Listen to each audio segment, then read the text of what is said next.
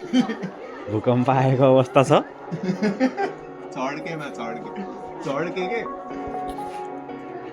साथीहरू अहिले नि रिङ्गाठा हान्दैछ है भएको अरे भूकम्प डेन्जर आइरह उतार्दै हम त ए मान्छेहरू अरे अरे यो 1 मिनेट प्लस आइसक्यो हो हात त कहाँ त घर ढल्छ यार। नाटक देखाउनु पर्छ कि भ्लग खै पुरै ल अझै ल पुरै रिङ्गाठा ऊ हाई टेन्सनै हल्लिराख के